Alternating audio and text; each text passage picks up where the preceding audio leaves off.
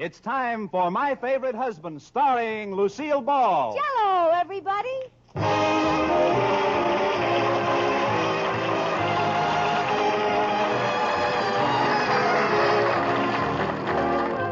Yes, it's the Gay Family series starring Lucille Ball with Richard Denning. Transcribed and brought to you by the Jello family of desserts. J-E-L-L. Oh, the big red letters stand for the Jello family. Oh, the big red letters stand for the Jello family. That's Jello. Yum, yum, yum. Jello puddings. Yum, yum, yum. Jello tapioca puddings. Yes, sirree. And now, Lucille Ball with Richard Denning as Liz and George Cooper, two people who live together and like it.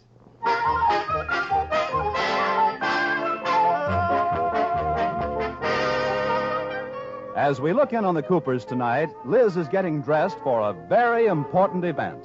She's going to appear on a television show celebrating Friendship Week. Oh, George, I'm so excited. Imagine me and Iris being on television. Who knows what may happen? Yes, who knows? One appearance by you two might even bring back radio.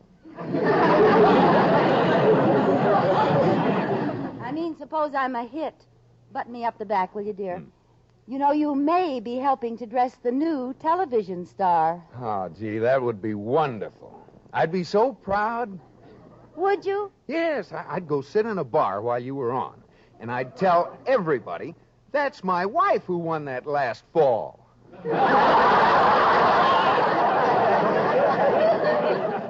George, there are other things on television besides wrestling. No, I'm sorry, dear. Of course, I can see it now. Kukla, Fran, and Lizzie. George, button up my back and your lip and let it go. Oh, your hands are cold. Haven't you got it buttoned yet? Is this a new dress, Liz? Yeah, why? Oh, you'll have to take it back. It's made wrong. What's the matter? Well, it's got an extra buttonhole at the bottom. It has, huh? What's it got at the top? Well? An extra button. Yeah. I must have started wrong. Yeah, you must have. Do it over. Now, there. Came out even that time. I knew you could do it. Well, George, what do you think of my dress, huh? How much did it cost? That's what you always think of my dresses. This is the very latest color combination, orange and black. How much was it? You know, I think this is the most glamorous evening dress I've ever had, don't you? How much? George, what's money when I'm going to present a plaque in honor of Friendship Week to Iris Atterbury? Money is what makes it necessary to have Friendship Week. Now, how much? Guess. It's an original. These orange and black diagonal stripes are very smart. There's not another one like it in town. I can understand why. Well, I'll guess $58.50. $58.50. How do you like that, George? You just missed it by one number. No kidding. How much was it? $98.50. $98.50? Plus whatever a broken eardrum costs. Now, George, don't make me nervous. I've got to practice my presentation speech. Ladies and gentlemen, friends of Sheridan Falls, lend me your eyes. Liz, you mean ears. I mean eyes. This is television. We are gathered here to pay tribute to one of our town's noblest creatures. Hey, who's getting this plaque? Citation? Please, I'm rehearsing. Little wonder that this plaque goes to Iris Atterbury. She is truly a friend. She is a real friend. A friend you're glad to call a friend. A friend among friends. A friend's friend. Liz, I think you've made your point. It gives me great pleasure to present the first annual Sheridan Falls Award for Friendship to Iris Atterfriend. Oh, darn it. You mean Friendberry. All right, George, I'm having enough trouble. Hooray for Liz Cooper Friend. Now, stop it. Let me rehearse. Ladies and gentlemen, friends of Sheridan Falls, lend me your eyes. We are gathered tonight to pay tribute to one of our town's...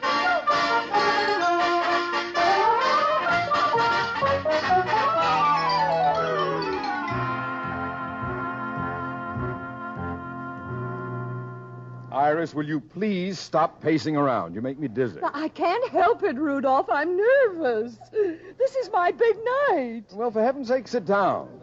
You're getting a friendship plaque, not an Academy Award. Oh, I'll cherish that plaque. I'll put it on the mantle, and it will inspire me to greater heights. Hold it, Olivia. Save your speech for the television program. Oh, my acceptance speech. I better practice it. You be my audience. All right. Liz will make the presentation speech, and then I step out, and the crowd will burst into spontaneous cheers and applause. All right.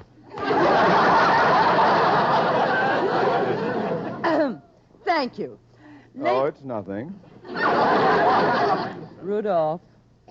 Ladies and gentlemen, I don't think Liz should have called me one of our town's noblest creatures. Hold it. Question from the audience. How do you know she's going to call you one of our town's noblest creatures? Oh, I just know. How? Did you read her speech?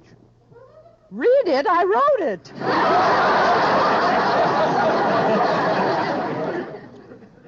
Proceed. I never should have asked. Before accepting this plaque, I'd like to say that Liz Cooper, in addition to being gorgeous, is intelligent, cultured, and the best friend a person ever had. Why did you write that? I didn't. Liz did. Oh, Gad.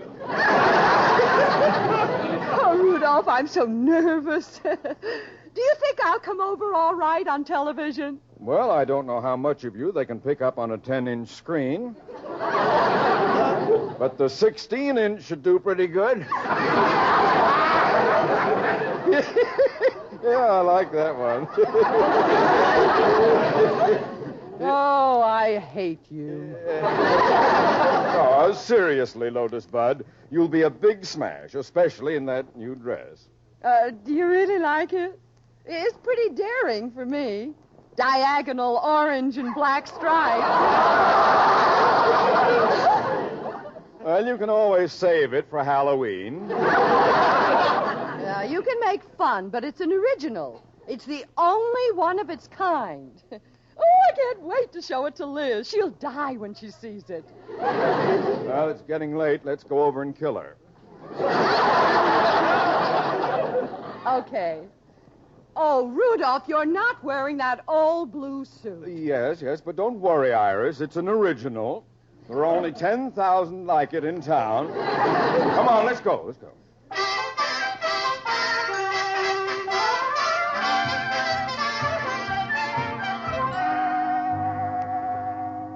Ladies and gentlemen, friends of Sheridan Falls, lend me your eyes. That's enough rehearsing, Liz. You'll get stale. Yeah, you may be right. I'll get it. It's probably the Friendberries. I mean, the Friends. Oh, George, stop it or I'll never get it right. Okay. Gee, I wonder what Iris is wearing. Hi, Mr. Atterbury. Iris, come on in. Liz girl, George boy. Hi, Mr. Atterbury. Hi,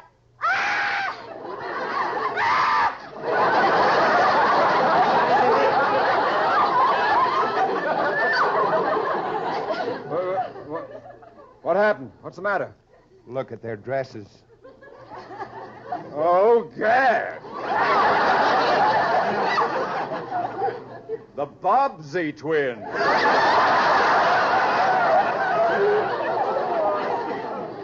Iris Atterbury, what are you doing with a dress like mine? What are you doing with a dress like mine? Maybe one of you is looking in a mirror. Look, you both look swell. Now, come on. The show starts pretty soon. Let's go. Let's go.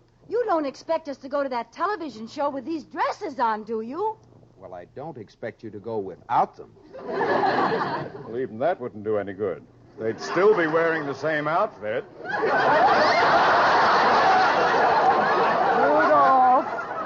Oh, dear, what are we going to do? Well, settle it some way. The show goes on in an hour, and they said to be there early. Well, one of us will have to change her dress. Yes, one of us will. Care to make any bets, George? I'll lay 2-1 on the redhead. You two be quiet. Well, we're not going to fight about this. We're not? Of course not.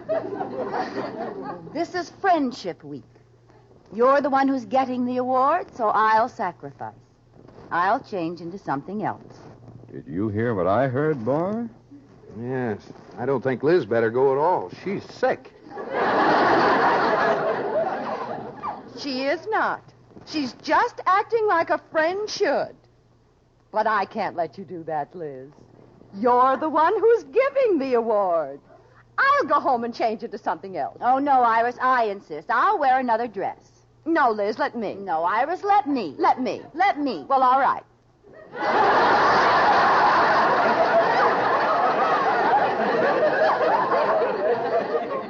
Darn it. I went one let me too far. Well, go ahead, Liz. Change your dress. I will not. You tricked me into it. Let's do it over. No, Iris, let me. Oh, no, you don't. Come on. What difference does it make if you do have on the same kind of dresses? Mr. Atterbury and I have on the same kind of suits. Oh, that's not the same. Gad, boy! I didn't realize it till now. You're wearing your blue flannel, too. Oh, dear, how awful. I just won't go. All right, George. I won't go either. I wouldn't be caught dead wearing the same suit you're wearing. Rudolph. Well, there's only one thing to do. I'll burn my suit. No, dear, I'll burn my suit.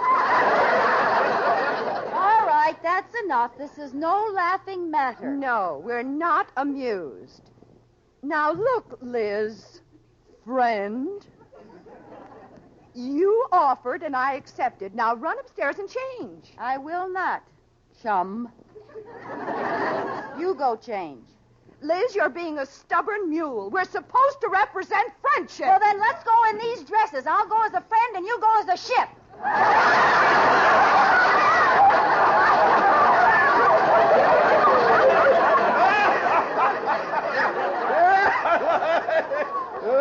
Shut up, Rudolph. Yeah, you too, George. I didn't say anything. Well, keep it that way. Now, look here, Iris. Liz, if you don't go and Friends. change, I want... Friends. George and I are going down to the corner to get some cigars, and you'd better have this settled by the time we get back. Well, take your time. Even if she changes her dress, I'm not sure I want to appear with her. Well, that's okay by me. Oh, yeah? Yeah. Ah, George, isn't friendship a beautiful thing?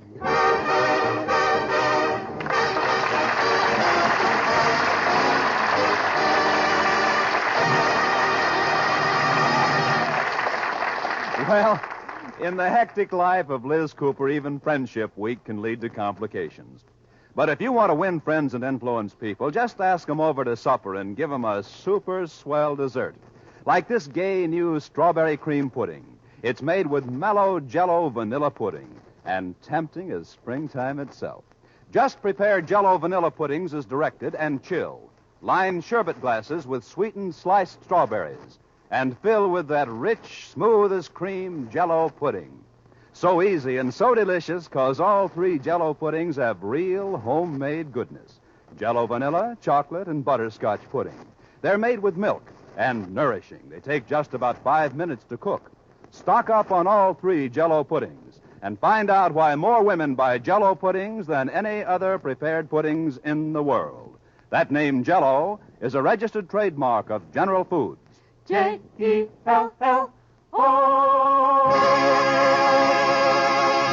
And now back to Lucille Ball in My Favorite Husband. As we return to the Coopers, we find the battle of the identical dresses still at an impasse. Iris and Liz are at Liz's house, not speaking to each other, and George and Mr. Atterbury are down at the store getting some cigars. Evening, Mr. Davis. Evening. Hello, Mr. Cooper. Hello, Mr. Davis. I'd like I'm buying George, boy. 2 50-centers, please. Okay. Well, thanks. One good thing about a cigar store, there are very few women around. Didn't it make you sick the way they scrapped? Frankly, I didn't think the dress was too becoming to either one of them. I didn't either. Iris should never wear stripes. She's too fat. Oh, she's not really. Oh, she is, too. Yes, she's much too fat. Remember, boy, you only see her after she's all girdled up.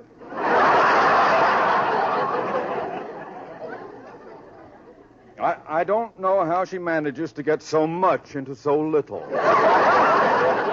It's like stuffing an olive with a watermelon.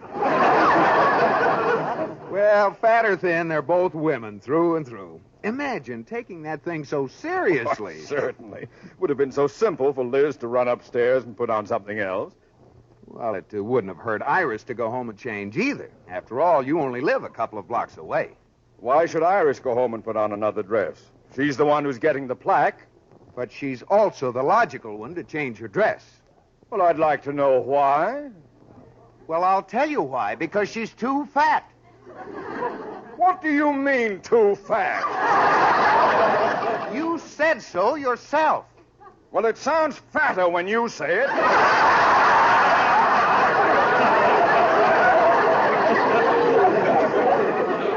Anyway, I'd rather have a wife with a little extra meat on her bones than one who puts on a striped dress and looks like a barber pole. Are you referring to Liz? If the barber pole fits, spin it.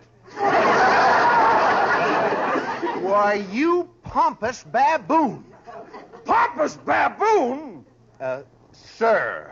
That's better. Now you'll do me a great favor if you don't speak to me again. Make that one cigar.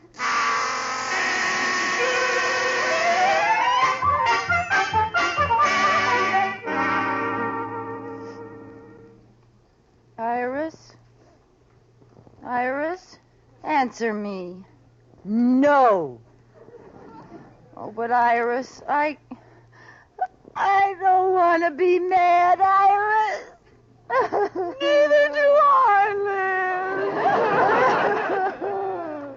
I'm sorry for everything I said.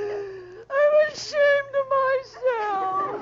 Oh, it was all my fault. No, it wasn't. It was my fault. I'll go home and change my dress. No, I'll go up and change mine. No. Oh, wait a minute. That's how we got started before. I don't mind, Liz, really. All the dresses in the world couldn't affect my friendship for you. Oh, you're a true friend. I'll tell you what. The only fair thing to do is for neither of us to wear the dress. We'll each put on something different. Liz, you're a regular Queen Solomon. Thank you. Well, I'll go home this minute and put on something else. And I'll go upstairs and change mine. Goodbye. I'll see you later. Oh, Iris, I'm so glad we're not mad anymore. You were right when you called yourself one of our town's noblest creatures. And you were right when you called yourself the best friend a person ever had. Gee, we're nice people. Then we better hurry. Yeah. I'll meet you down at the studio. Tell Rudolph to pick me up at home. Okay. Goodbye, old pal. So long, chum.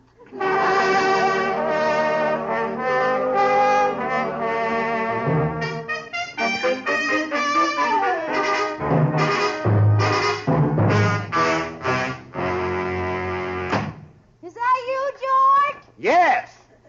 Tell Mr. Atterbury to pick Iris up at home. I wouldn't tell that big jerk anything. Why, George! Are you alone? Yes. What did the big jerk do? What's the matter with you? The same thing that's the matter with you. We got into an argument about your dresses. Oh, well, now, what a silly thing to fight about.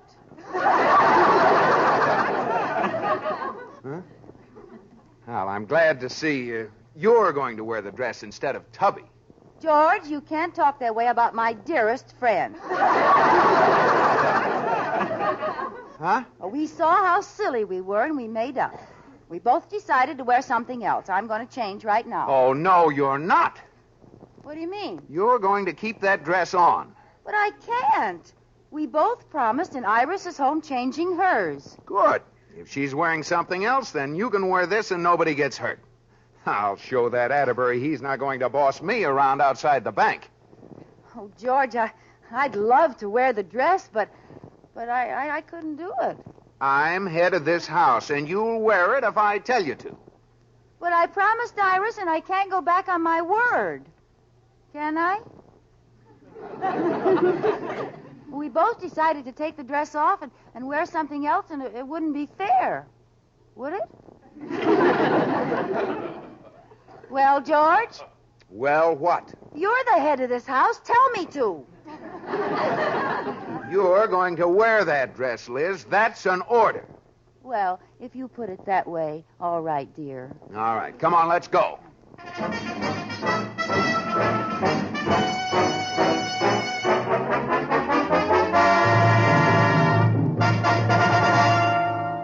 Hurry up, Iris. Which studio is it in? Studio B, right around this corner. I hope we aren't late. Well, if we are, you know whose fault it is. Taking all that time changing your dress. Well, that wasn't what took so much time. Was you making me change back into this orange and black one. I'll show that George who's the boss. I mean, who's right. Well, as long as Liz isn't wearing her dress, I'm glad you made me put mine back on. Made you? I didn't have to twist your arm. I know. It's a dirty trick, but I can always blame it on you. Here's the studio. Well, where are they? There's so many cameras and lights, I can't see them. Mr. Atterbury, over here. Hurry up, Iris. Ah! Ah! Oh, Gad! This is where I came in. Iris Atterbury, you promised. So did you. Sure, but how did I know you were going to be a stinker, too? Quiet, Mrs. Atterbury. Mrs. Cooper, we're almost ready. Oh, no. I'm not going to take any plaque from her. Huh. Well, what makes you think I'd give it to you? Count me out. Yeah, but we're practically on the air. What'll I do? Get Hopalong Cassidy. He looks good next to a horse. You should talk, you. Hey, please, ladies, desist. We're ready to go. Gentlemen, off the stage, please. Sit in the audience. I told you I'm not going to do it. I'll send her the plaque through the mail. Hey, it's too late. We're on the air.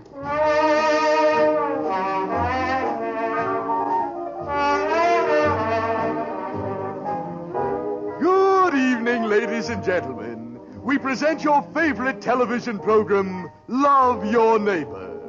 It gives me great pleasure to bring you the first presentation of the Sheridan Falls Friendship Plaque. And here to present it is one of our leading club women, Mrs. George Cooper. Ooh! Hooray! Thank you, George, and to you. Please, go ahead. Oh, ladies and gentlemen, lend me your eyes. We are gathered here to pay tribute to one of our town's noblest creatures. Oh, I'll get you. Little wonder that this plaque goes to Iris what's-her-name. Atterbury! Yes, something like that. She is truly a fiend. That's friend. Oh, sorry, dear. She is truly a friend. Ha! Mrs. Cooper. So it gives me pleasure to award the first annual Sheridan Falls Friendship Plaque to her. Hey, you, here. Thank you, Mrs. Cooper. And now we will hear the acceptance speech from Mrs. Iris Atterbury. Ladies and gentlemen. You tell him, Lotus Bud!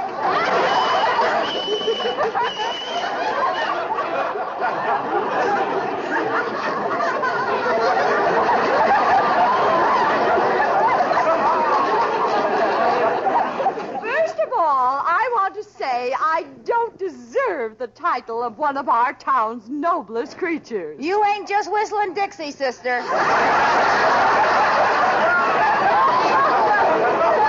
Mrs. Cooper, if you don't behave, I'll be forced to cut off your audio. Watch your language.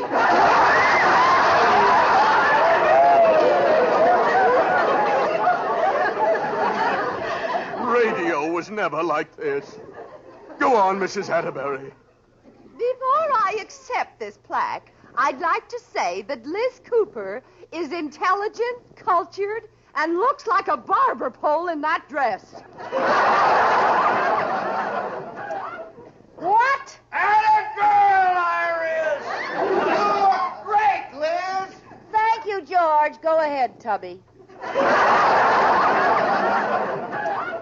It's too bad we don't have color television, because you can see that her dress is orange and black, the same colors as her hair. Well, that doesn't make you any thinner.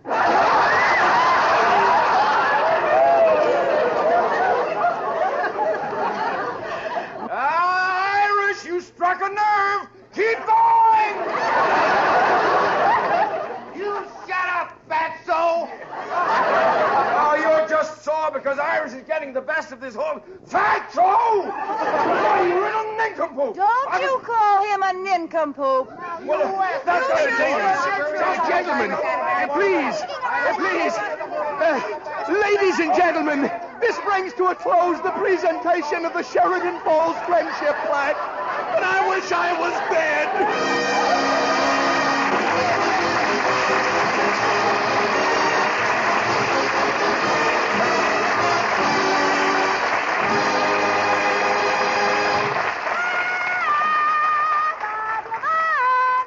Yes, Lucille. What's the story tonight? Well, shiver my timbers, you landlubber. It's off to the high seas and the life of a pirate bold. A little pirate music, Long John.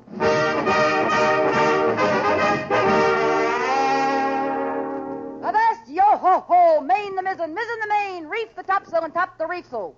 Pardon me, Captain. Blow the man down. Pardon me, Captain. When I say blow the man down, I mean it. For I am Captain Bleh. Mr. Christian. Mr. Christian.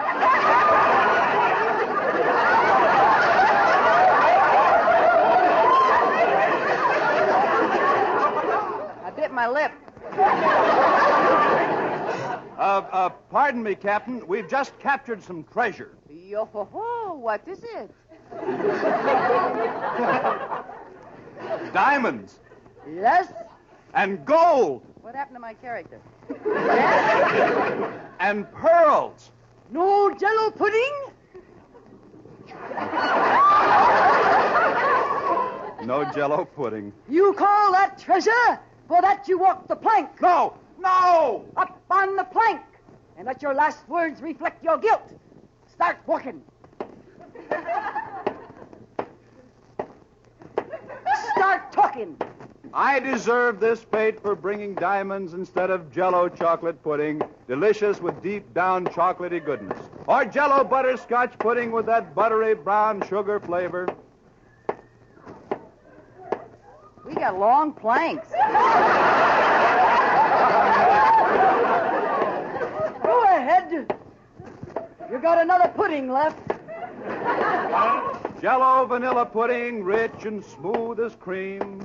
All you do is add milk, and Jell-O puddings take only about 5 minutes to cook to velvety rich.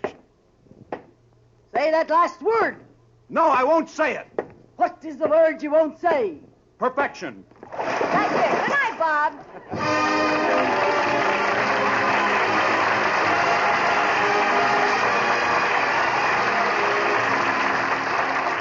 You have been listening to My Favorite Husband, starring Lucille Ball with Richard Denning, and based on characters created by Isabel Scott Rorick. Tonight's transcribed program was produced and directed by Jess Oppenheimer, who wrote the script with Madeline Pugh and Bob Carroll, Jr. Original music was composed by Marlon Skiles and conducted by Wilbur Hatch. Be sure to listen to Lucille Ball in My Favorite Husband again next week, presented by Jell-O. Oh, the big red letters stand for the Jell-O family. Oh, the big red letters stand for the Jell-O family. That's Jell-O. Yum, yum, yum. Jell-O puddings. Yum, yum, yum. Jell-O tapioca puddings. Yes, sirree. This is CBS, the Columbia Broadcasting System.